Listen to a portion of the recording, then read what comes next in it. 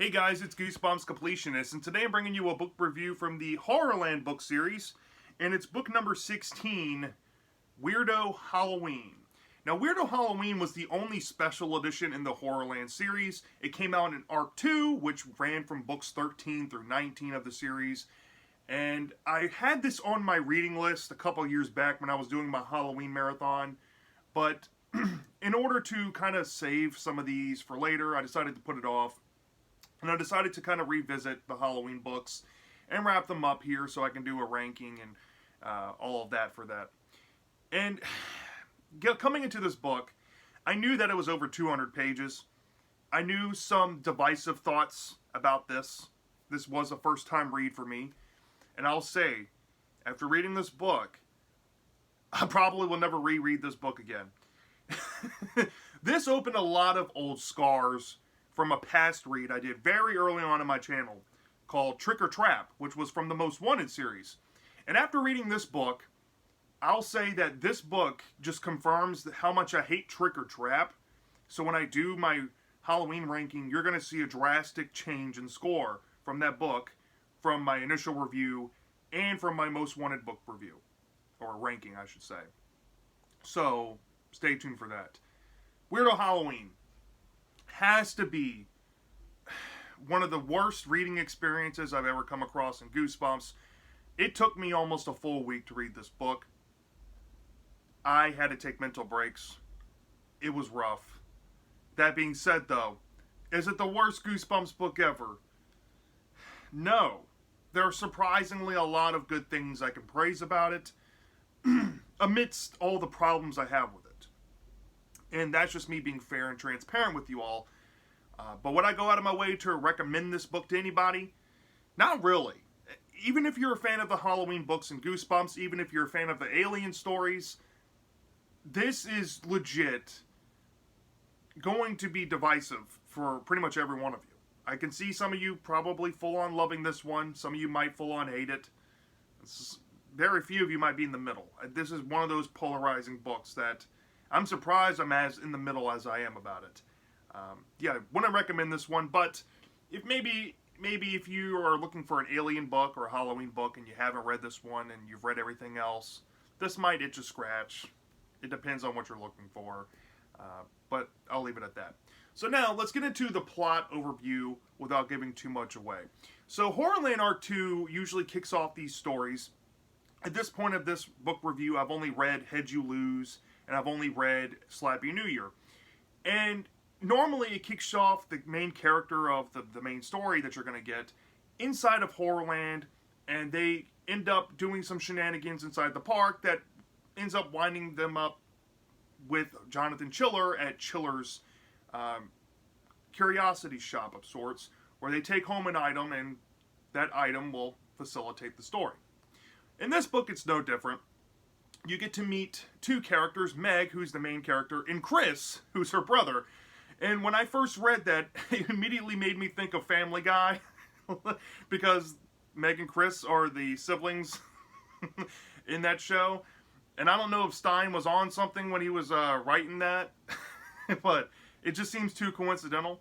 But Meg and Chris are in Horrorland, and it's maybe a few days before Halloween, and they are having fun in the park. And they end up wanting to go down this thing called, I think, the Tunnel of Fear. And Chris is kind of apprehensive about it. Same thing with Meg, but they just want to go do something fun, so they go in the tunnel. And they get lost. They hear some screams, some unearthly things going on in there. And Meg tries to coach herself that all this stuff is fake. But she gets separated from her brother Chris, and she thinks she sees a boy without his face, and it creeps her out. The scene is pretty grisly. And she ends up running out of the tunnel, and then she sees her brother. And she was like, "You weren't in the tunnel with me? Like, this is kind of weird," and they're unsettled and all of that. And then they get approached by this woman called Madame Doom. And Madame Doom is revealing herself to be like a fortune teller and takes the kids back to her fortune telling shop on the opposite side of the park where they're at. And the two of them sit down with her. They're very uneasy. And Madame Doom, sits them at a table. She pulls out this voodoo doll, and she's saying some prophetic stuff to Meg. And Meg doesn't know what to make of all this. And there's a scene that happens that pretty much makes Madame Doom disappear. The kids go out into the street looking for her, and they end up finding her in front of the fortune telling shop, holding a card that says "Go to Jonathan Chiller's curiosity shop." So the kids head over there, and they meet Jonathan Chiller, and Jonathan Chiller is showing them his doll collection, kind of going on this little mini rant about how much he loves dolls and how much he values these dolls because they come from various parts of the universe. And he shows them this doll called a Floyd, and it's very squishy, kind of similar to like a Stretch Armstrong type of toy, and awards it to Meg specifically, not Chris, and tells Meg that this is a gift for her to have. And Meg's like, well, how do I pay for this? And Chiller is like, well, you'll pay in due time. And Meg gets to go home with the Floyd doll. Now, that ends part one, the HorrorLand setup. And part two, in this book, pretty much facilitates the main story. So, it's a day before Halloween, and Meg is talking with her friend Kelly about this Halloween party that Kelly's throwing. And Meg and Kelly are super excited for this. Same thing with her brother Chris. Chris really wants to go to this Halloween party because all their friends are going to be there, and it's probably going to be one of the best Halloween parties of all time.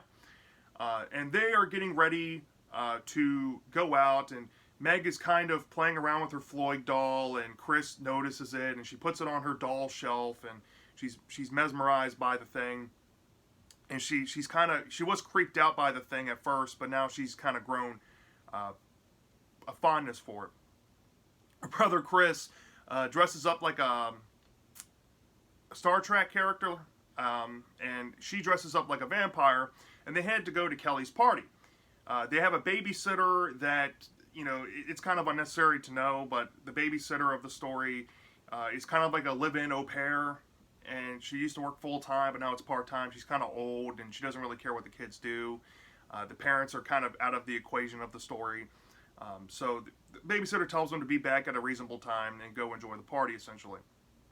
So while they're on their way to the party, they end up nearby Kelly's house, and they see and hear a strange noise coming from the bushes.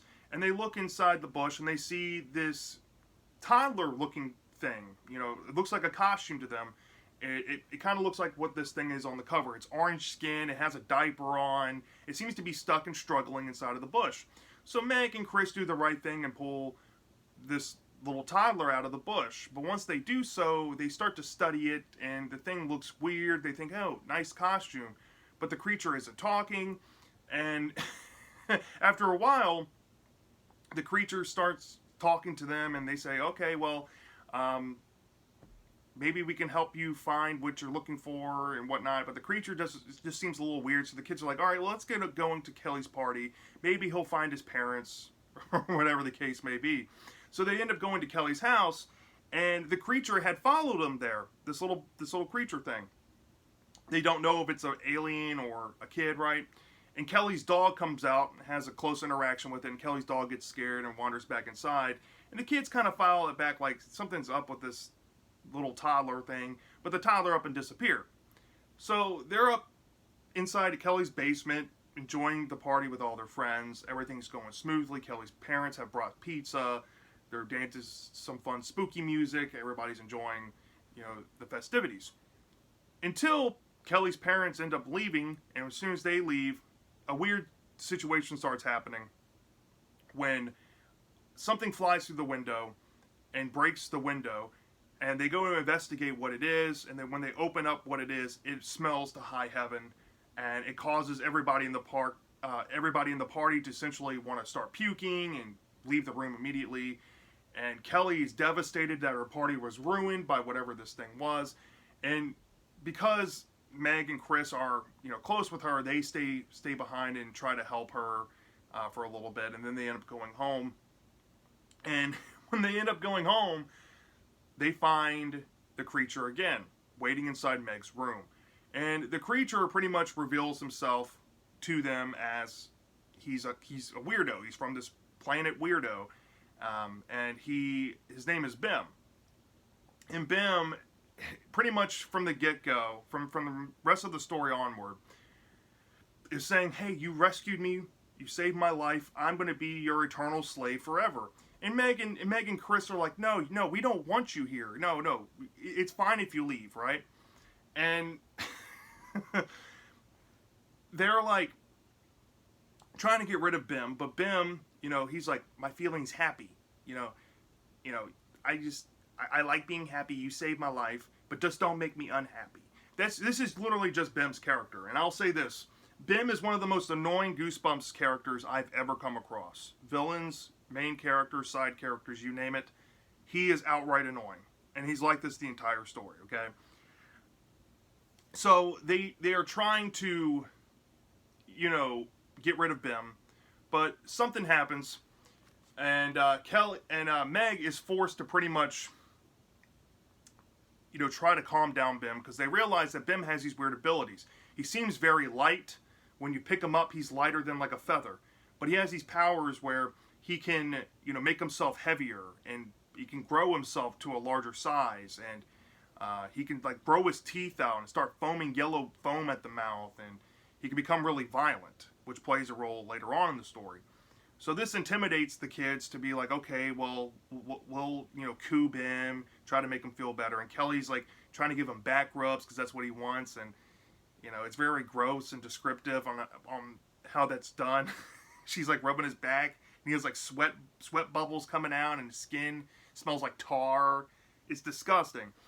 But after they calm down Bim says he wants to go to bed, knocks down some stuff in Kelly's room, starts destroying. I think he might destroy one of her dolls with his teeth, and he clears out a section on the bookshelf so he can go to bed.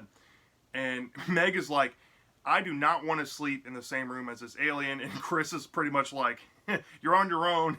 You made him like you again, because we pissed him off, so you're gonna have to sleep, with him. So Meg reluctantly goes to sleep the night with Bim. And of course they talk with the babysitter, and kind of console her and tell her that everything's okay. And they go to bed. The next morning, Meg wakes up and Bim is gone. She's looking frantically for him everywhere, and there's some fake outs involving some fish that he might have gotten into, because there's this thing that I guess I can mention here. Bim has this thing about him, the way he eats. There was a scene early on. Well, you'll see a scene that happens, right? But Bim pretty much requires living flesh, and he has to throw up his food 3 times before he can keep it down. Yeah, it's one of those gross out type of books. I'll just leave it at that. But that's pretty much what it's implying the fake out for. So Bim, he pretty much disappears, and Meg and Chris thought that they got rid of him. So Meg thinks it's a good idea to go visit her friend Kelly and kind of see if she's doing okay. But when she goes over to Kelly's house, there seems to be something wrong. The dog is barking his full head off, and Kelly is nowhere to be seen. So she goes inside Kelly's house, finds her screaming in her room, and somebody had left a dead squirrel with like parts of its body picked off, like its flesh and everything, and there's this mucus and weird smell to it. It's absolutely gross. And Kelly is mortified that somebody would do this. They wrecked her party, they left this thing on her bed. She feels like she's being targeted. So Meg thinks that she knows that it's Bim doing this, and she goes back home to, see where Bim could be, maybe meet up with brother Chris, and she finds Bim in her room. And Bim's like, well, I left a gift for your friend Kelly. Kelly's my friend too. And he keeps talking about this weird, thing about how much he likes living flesh and all that. And let's just say they make him angry a little bit, and he kind of gives away a few things, that he's invited some of his alien friends to come visit, and he's talking about, you don't make me angry, and the kids you're pretty much forced to do whatever they have to do, right? So Meg, she has this friend Carlos that's already in the story at this point. I haven't mentioned Carlos yet. She calls up Carlos, who's like a big time horror fan. He likes renting horror movies. There's a line where he's, this is, around 2010, 2011 when this book came out, I think. Maybe 2009. Carlos still is doing mailing Netflix subscriptions. Like, he's mailing discs back and forth with the company to rent movies. And Carlos knows a lot about sci-fi, and she tries to get advice from Carlos on how to deal with Bim, and she invites Carlos to come over and maybe look at what she's dealing with. And Carlos sees Bim pretty much eating an animal, and he freaks out, and he's like, nah, I'm out. This is too serious for me. You're on your own here, Meg and Chris. And I thought that was kind of funny, right? So Meg and Chris kind of put two and two together that they need to come up with a plan to get rid of Bim. Tonight, the night of the second part of part 2, is going to be Halloween night, and they have plans to go trick-or-treating with Carlos and Kelly. But they have to get rid of Bim, so Chris comes up with this harebrained idea to maybe drop Bim off at another party across town and dump him there. And after Kelly, well, not Kelly, but Meg stews on it a little bit, she's like, fine, let's try that plan. So they get geared up, they dress in the same costumes pretty much, minus, I think, Chris's costume is a bit different from the night before. They get dressed up and they take Bim out with them, and they go to a bus station and they grab a bus ride across town. They zigzag across this weird path, and they end up at a random party where they just walk on inside. Nobody suspects anything because it's a Halloween party. And then once they see that Bim has kind of started interacting with other people, they just leave him there. and they dip set and they take the nearest bus and they head back to their real town. And they interact with Kelly and Carlos like, hey, come on, we were supposed to go trick-or-treating. And Chris and Meg are like, no, we got to go inside our house and we need to sit you down and tell you what's been going on. And when they go inside, they find Bim in Meg's room completely angry. Now, the whole thing with Bim, right, you got to understand that Bim, he pretty much explains it like this. He's from another planet. He's from planet Weirdo. And he doesn't really remember why he's here. He's just here visiting. So he hasn't been here that long. He's not really well-versed with the planet Earth. So him being abandoned kind of hurts him more than most creatures. You know, he's a very emotionally driven creature, and he has really no logic or reason. He's just driven by emotion, right? So when the kids go up to Meg's room, he's as furious as can be, and he starts, buffing up and doing the yellow foam, growing his teeth out. He's destroying stuff in Meg's room. There's a plot point that kind of skimmed over because it's not really important, but it kind of is. At one point, Chris really wanted Meg's Floyd doll that she got from Jonathan Chiller, which was nearby all of her dolls that Bim had destroyed. But remember that she decided to hide the Floyd doll away inside of her dresser to kind of keep it separated. Well, Bim is making, a complete mess, like banging his head through windows of Meg's room.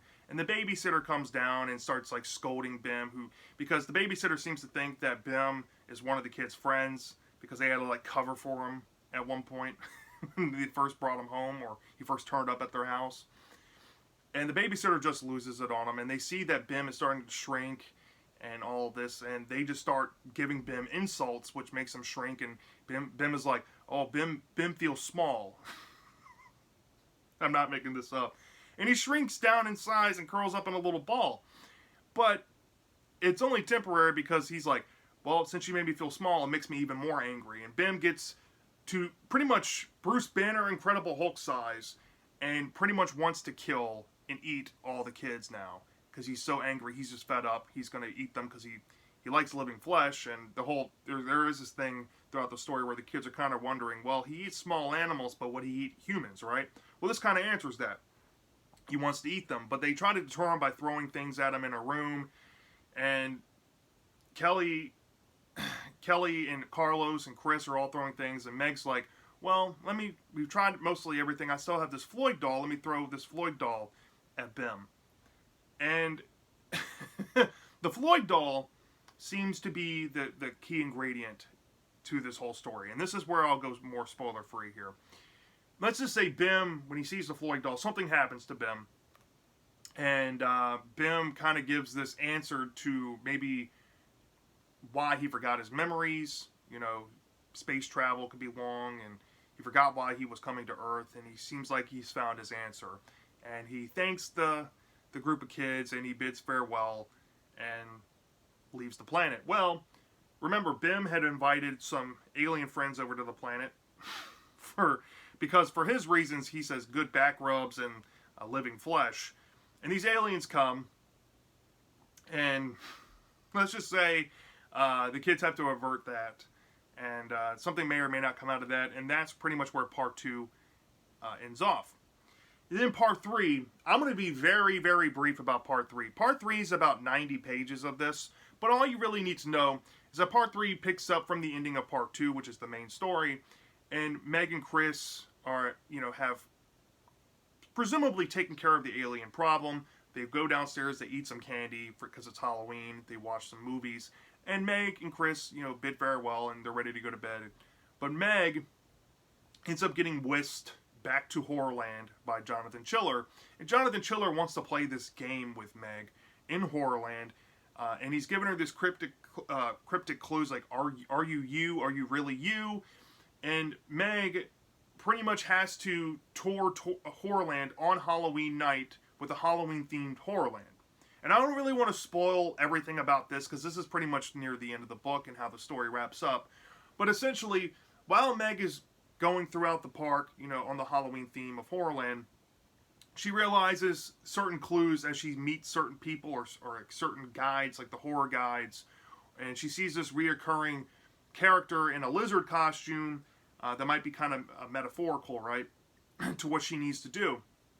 So she ends up getting like a costume herself, and there's a big plot reveal about why she's there and why Chiller has, I guess, set up all of this and what the voodoo doll meant in part 1, dealing with her character.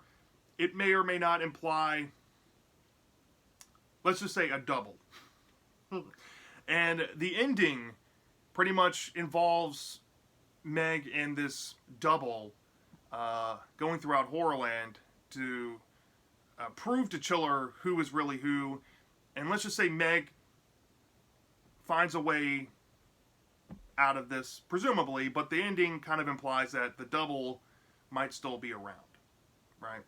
And I'm keeping that vague, right? Because, it's kind of just easy to spoil the specific reveals and all that, but that's just very vague, and that's pretty much what you're going to get out of part 3, okay?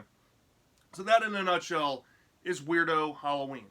Weirdo Halloween, okay, for as long of a book as it is,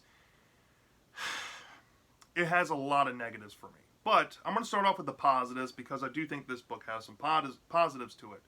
I think the HorrorLand bits in this book, for better or for worse, are the more tolerable parts of it.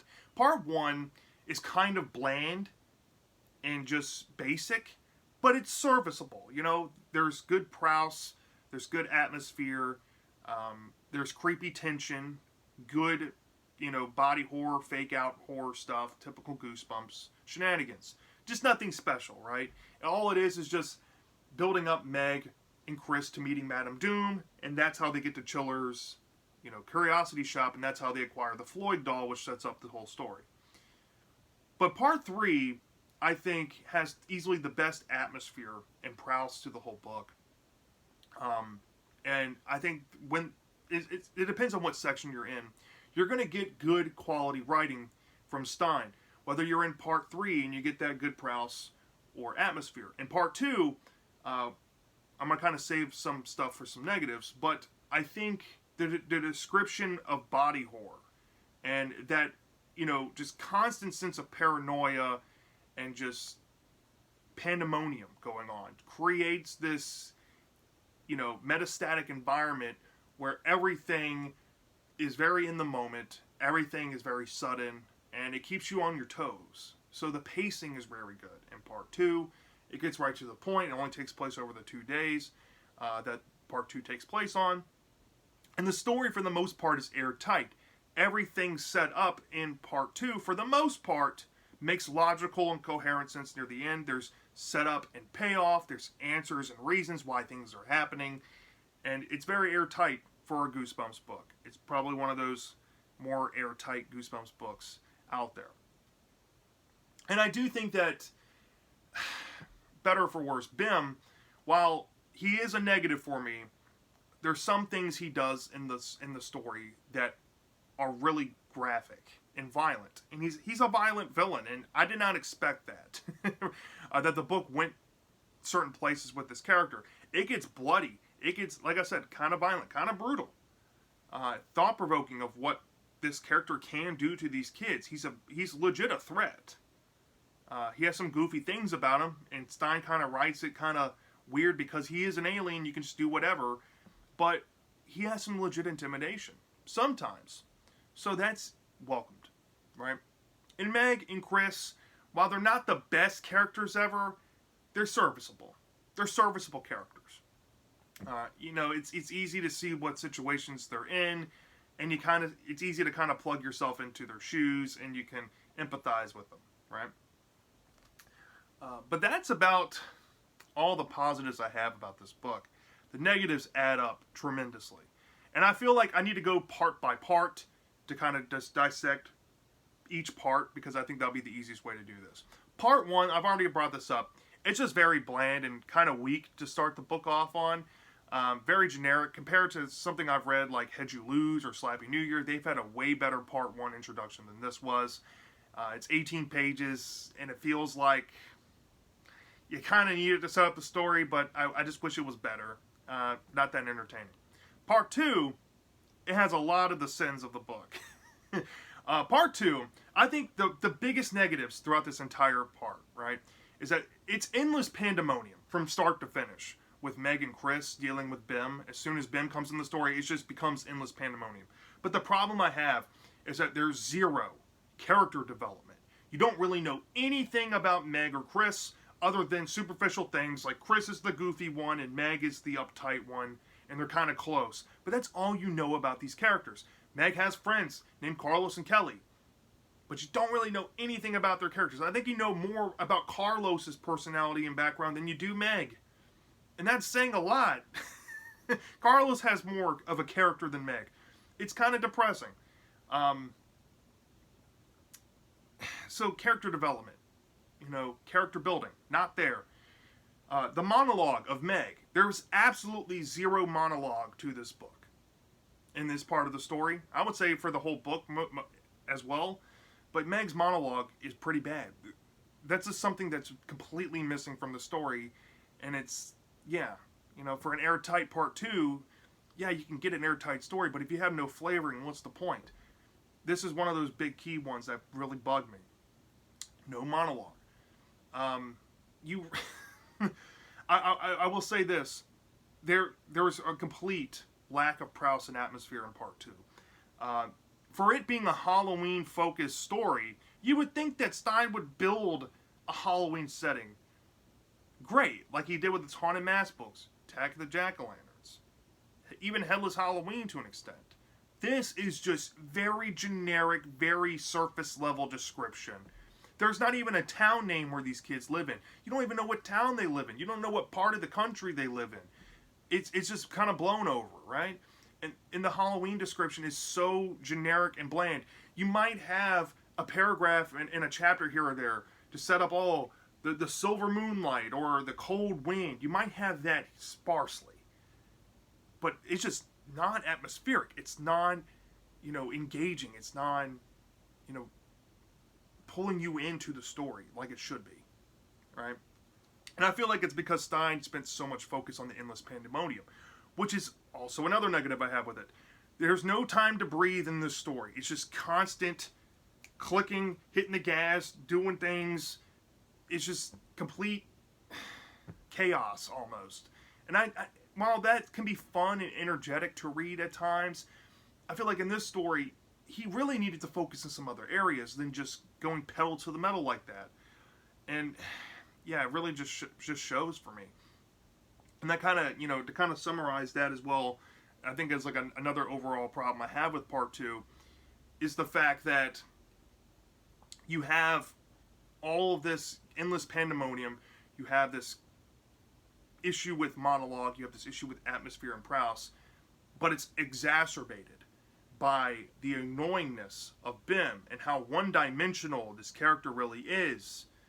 He's just emotionally driven, and he just does these crazy things, and he has all these plot points with him where he can like, make your skin turn, boiling, and you give you boils on your skin. That's creepy and all, but why is this a thing? He has this thing called where he can like track. It's called like weirdo tracking, where his antennae can track whoever he's thinking about, and he can like instant transmission, like he's Goku, to wherever he needs to be to get to them.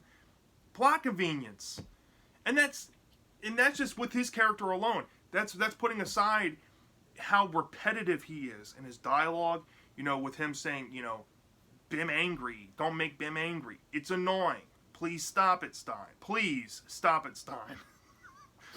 And that's pretty much, I would say, the true padding of the book. It's just Bim talking. There's so much dialogue in part 2, mostly from Bim and the kids screaming at Bim to get him to shut up. It's annoying, all right? I'm there with the kids. Please shut up, Bim. And I guess one last negative I can throw into part 2 is the fact that Kelly has this collection. I mean, not Kelly, I keep saying that. Meg has this collection of dolls. These old antique dolls. And when she gets this Floyd doll, which may or may not be associated with Bim in the story, she puts it near her dolls, right? So Bim, when he's in Kelly's room, Meg's room, I keep doing it. When he's in Meg's room, he's messing around with the dolls. But he doesn't see the Floyd doll when he's first in there, when it's completely exposed. And because of that revelation near the end, it just makes the rest of the story up from that point seem pointless. Because if he was in the room, how did he not see the Floyd doll way earlier on, before it was hidden in the drawer by Meg to hide it from Chris? It makes no sense. It's straight padding. Yeah. Part 2 was a big dud. And then part 3, I think, is mostly fine. I'm just going to keep it vague with this one. It's mostly fine, but the whole thing about the double I brought up, where Meg has to deal with this double of hers in the park, it's tied to the voodoo doll thing that Madame Doom made in part 1, and that makes absolutely no correlative sense of how a voodoo doll and a double of somebody connects. And the story never tries to make that make sense. It feels so tacked on and forced on. And it makes part 3 feel like this is just so unnecessary to go this far with the story. It should have just ended after part 2, right? It should have just ended there. And just briefly just said, hey, Meg gets taken off to HorrorLand, but it goes into this tangent. And while I do think it's more entertaining than part 2, it's unnecessary, right? And it's kind of convoluted. Makes no sense logically. And then you get to the true ending of the story. The true ending of the story in part 2 is kind of crap, right? And it involves, like I said, Meg and going home and, getting the rug pulled from under her because of her experience in HorrorLand, and you can definitely see where the twist is going. It's lame. It's a very lame twist. So all in all, Weirdo Halloween. Those negatives really do add up, and I had a lot. I had a lot of negatives. I guess one more positive I can throw out there before I get into the score is that there's a lot of fun meta humor to this book, and it's very subtle. Like there's a line with Carlos saying, hey, I'm really hungry, I could really use a Snickers. Or they're talking about a ghost story at Kelly's party early on in part 2, where they're referencing the headless ghost, like as in the book, or maybe the book before it, Had You Lose. I thought that was fun. There's fun meta humor in this book, and I do think that kind of adds some levity to it. And, with that being said, though, the negatives add up. The positives I have with it, though, do kind of counterbalance a lot of these negatives, but I think the negatives kind of overtake it. So I knew that it wasn't going to get a C or higher. So we're already below a 3.5 out of 5. And at first, I was really struggling to give this book lower than a 3 because I really wanted to. But looking at the cohesiveness of part 2, looking how airtight it is, and looking how part 3 did get more entertaining, I think all 3 parts combined kind of balance the book out into like 3 factors. Part 1, kind of bland, but mostly fine. Part 2, heavily flawed, but airtight, concise, And while it is annoying, I would just probably give it a personal meh. And then part 3 is another fine. It's just fine. It has clear issues about it, but mostly fine. So adding all that together, you get a fine plus, or pushing decent, just fine kind of book. But I did want to give the negatives about part 2 a little more credence here. So I decided on, collectively to deduct 1.8 points off from 5, and I gave this book a 3.2 out of 5, which is a D for me. It's a D tier, heavily flawed, but not the worst thing ever. It's not good, it's not bad. It's pushing that decent, okay territory, but I'm just kind of mad with this. Not a big fan at all. And that's just how I feel. So yeah, that's my thoughts on Weirdo Halloween. Let me know down in the comment section if you've read this before. Do you love this? Do you hate this? I'm dying to know. And I'll see you next time.